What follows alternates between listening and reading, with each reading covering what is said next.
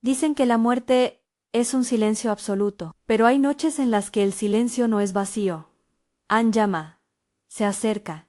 Dice algo que solamente los que quedaron pueden escuchar. Esta noche abrimos la ventana a 5 relatos en los que personas que se fueron volvieron, por un rato, a los lugares que los definieron. 5 historias enviadas por oyentes en 5 pasos, que regresan. Soy Santiago y os acompañaré en este recorrido. Escuchad con calma. No estamos buscando asustar por gustar, sino entender por qué, a veces, lo conocido insiste hasta después de perderse. La primera historia llegó de un joven que tenía 20 años cuando sucedió. Me la contó despacio, como quien repasa las cosas para creérselas él mismo. Vivía en una casa modesta, con la cocina pegada al patio. Era el tipo de hogar donde las rutinas se sienten en el cuerpo, el sonido del azulejo bajo los pies, la taza que siempre está en el mismo lugar, la voz de la madre llamando desde la puerta para que nadie se olvide de comer. Aquella tarde, su madre estaba ingresada en el hospital. Había mala noticia en el aire, pero la casa seguía siendo la casa a la mesa con su mantel, el cucharón encima de la olla, la radio encendida a un volumen que permitía conversar. Cuenta que eran las 7:30 cuando el teléfono de casa sonó. No fue una llamada remota desde la habitación del hospital, ni un mensaje urgente. Fue la voz de ella, clara como siempre, que desde la cocina, desde la puerta de la calle, así lo recuerda, gritó: «Ya vénganse a comer». No dudó. Ann saltó de donde estaba, pensando que su hermana o su padre habían regresado temprano. Fue hacia la puerta y la encontró cerrada, la verja echada, el silencio de la casa intacto. El móvil tenía notificaciones del hospital. Ann acababan de llamar para decir que su madre había empeorado y que no resistió. Era imposible que estuviera en la casa. No había nadie dentro, aparte de él. Lo que vino después no fue terror en estado puro. Fue algo más parecido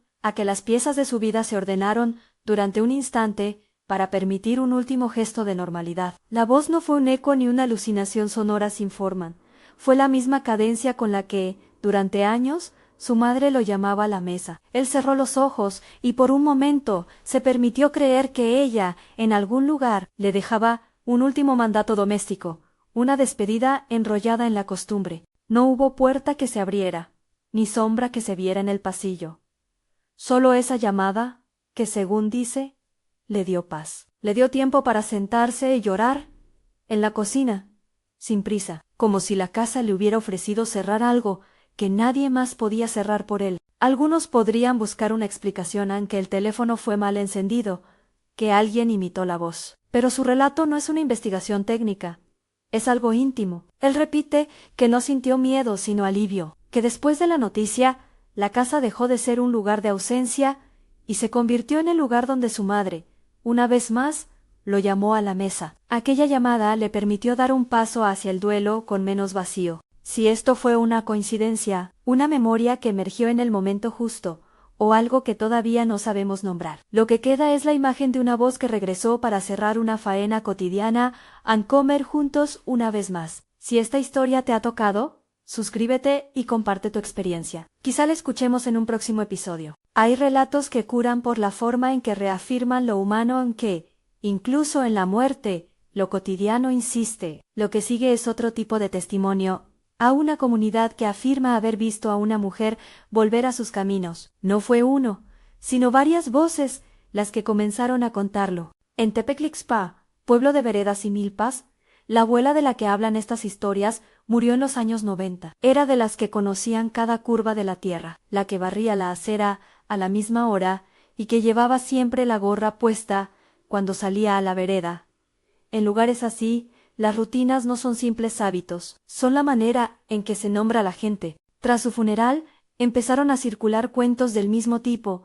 Quien pasaba cerca de la vereda más conocida del pueblo, jura haberla visto pasar, como quien mira a un fantasma, pero no por miedo, sino por reconocimiento. El primer aviso vino de la tienda de la esquina. La tendera asomó la cabeza y dijo que la señora Mayo Ere había ido a recoger unas cosas a la milpa. Otro contó que la vio entrar despacio entre los surcos de maíz y sentarse a la sombra de un árbol, como hacía cada tarde. Algunos la vieron en la plazoleta, en la puerta de la iglesia, ajustando la falda con la misma torpeza que la había definido en vida. ¿No fue una aparición aislada? Vecinos de distinta edad iban sumando encuentros en los días siguientes. Un muchacho que pasaba temprano con el burro dijo que la vio cruzar la vereda y desaparecer detrás del molino donde siempre se perdía la luz al atardecer. El narrador que me contactó, nieto de la abuela, decía que hubo algo que le pareció más sugerente que la visión misma.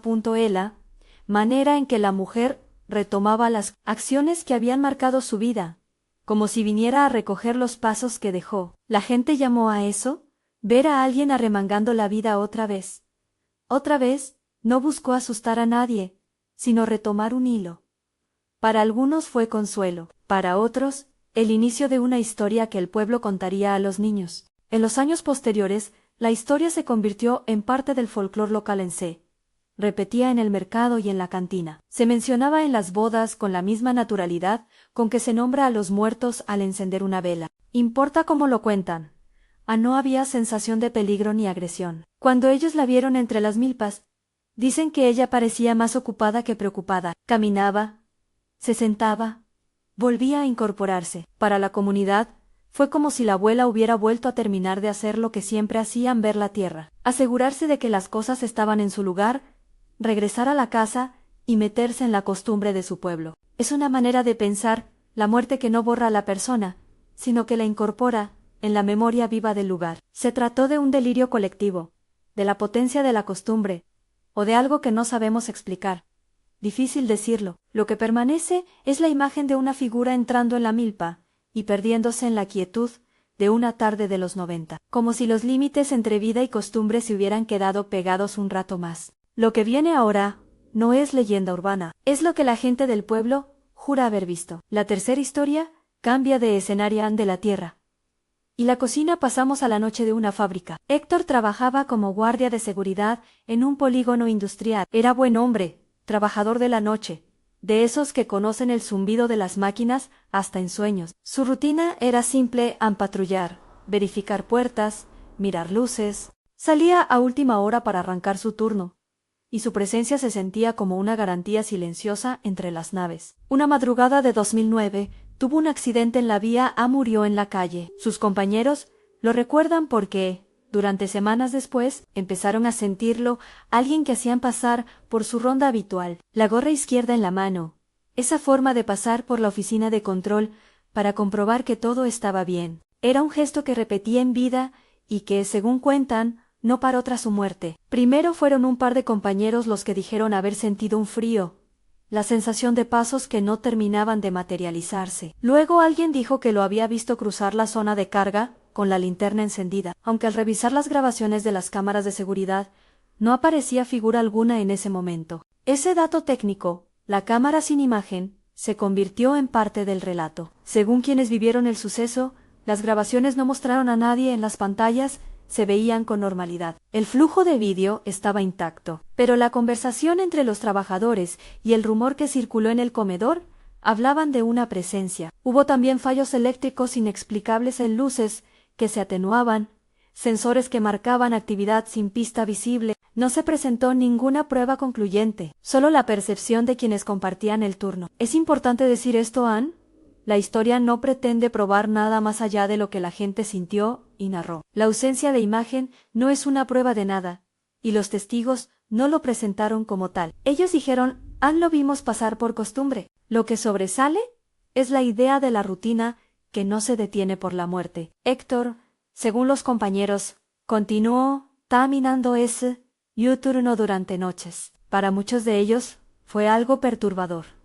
Para algunos, una compañía extraña en turnos solitarios. Un supervisor comentó que en una guardia larga, cuando la soledad aprieta, la memoria de una persona puede transformarse en presencia. Otros, sin embargo, hablaban de la paz que daba sentir que alguien que había sido responsable con su trabajo seguía velando, aunque ya no perteneciera al mundo de los vivos. El relato quedó entre conversaciones de máquina de café y cafés a deshoras, y con el tiempo se transformó en una anécdota que circula cada vez que alguien menciona a Héctor, en un hombre que, incluso tras la muerte, no dejó de hacer lo que sabía hacer mejor. Si crees que esto se puede desmentir con facilidad, Espera el siguiente relato. La cuarta historia llega desde el hospital. Es la de Javier, que quedó en coma tras un accidente. Quienes lo conocían no podían creer lo que veían. Su cuerpo inmóvil en una cama, las máquinas regulando el ritmo de la vida, y al mismo tiempo, voces de la gente que decían haberlo visto caminar por su barrio, pasar por delante de la taberna donde reía, sentarse en el banco del parque donde solía fumar. Luis, su mejor amigo, fue quien nos contó cómo se mezclaron la esperanza y el dolor en aquellos días. Luis pasaba horas junto a la cama de Javier, miraba la respiración, escuchaba el pitido de los monitores, hablaba en voz baja, para que su amigo sintiera que no estaba solo, y sin embargo, a las pocas noches de su ingreso, comenzaron a llegar relatos. El dueño de la esquina dijo que vio a Javier pasar con la misma postura desafiante de siempre. Unos chicos de la cuadrilla aseguraron que lo vieron reír desde la acera. Lo extraño, para Luis, era que quienes lo vieron no eran personas desconectadas, eran conocidos que coincidían en la descripción. Ann siempre salió por los lugares donde había sido feliz, por sitios que estaban cargados de memoria compartida. Eso encarna lo que algunos llamaron una despedida anticipada. No hay, en la historia, la intención de manipular la realidad mediante lo sobrenatural. Es un relato de experiencias que la gente vivió. Luis me hablaba con la voz quebrada. No sabía si esas apariciones tenían un significado clínico o espiritual. Lo que sí reconocía era que para quienes lo vieron, fue como si Javier pasara a recorrer los sitios donde había sido él mismo, como quien revisa su armario antes de marcharse para asegurarse de que no deja nada atrás. Cuando Javier falleció, varios contaron que durante el velorio algunos se acercaron y dijeron que habían sentido la presencia, que su paso por el pueblo fue una despedida. Para los amigos, eso fue una forma de reconciliación con la pérdida, la sensación de que su amigo tuvo la oportunidad de decir adiós, aunque no de palabra. Decían que las apariciones no eran espectros que venían a atormentar, sino gestos de alguien que volvía a sus espacios para terminar de ordenar algo. En una explicación más profana, se podría hablar de proyecciones colectivas del recuerdo. En una más poética, de que el amor y la costumbre son lo bastante fuertes para tender un puente por un rato. Luis, sin inclinarse por ninguna etiqueta, concluye que, para quienes lo vivieron, esas noches sirvieron para aclarar el dolor. La despedida, en esos relatos, no siempre llega en el momento que nosotros esperamos. A veces se filtra por la memoria y el paisaje, y se instala como una visita que libera. Y ahora, la última historia, quizá la más íntima de todas, a la del semáforo, y el amigo que aparece como quien no ha dejado de caminar por un sitio que amó. Mauricio y su amigo se conocieron en la noche en largas charlas, confidencias, el humo de cigarrillos compartido en la cola del semáforo. Uno de los que nos escribió contó que, una madrugada cualquiera, paró su coche en un semáforo porque no podía dormir. Había poco tráfico. Apareció un hombre que pidió que lo recogieran, y él, por compasión o por costumbre de los que prestan oídos en la noche, lo dejó subir. Fue una conversación de bar en 4 ruedas. Hablaron de cosas pequeñas y de otras que pesan más, de los años que pasan, de los lugares de la ciudad que se desgastan y de los que se quedan inmutables.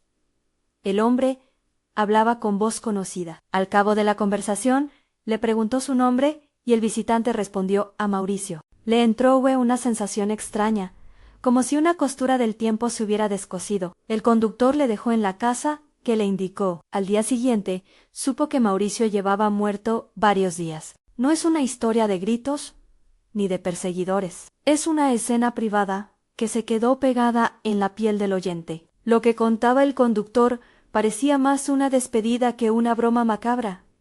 En una charla íntima en la madrugada, el gesto de volver al semáforo donde tantas noches esperaron juntos y la última travesía en silencio. Cuando llegaron a la casa y tocaron, apareció la noticia. A Mauricio había fallecido unos días antes. No hubo rastro visible en la ropa ni en el coche. Ninguna prueba sencilla que explicara el encuentro. Solo el peso de la experiencia para quien condujo esa noche, y la sensación de que su amigo había querido despedirse de un modo muy suyo, aun volviendo a un punto que marcó su vida. El relato nos deja frente a una pregunta incómoda.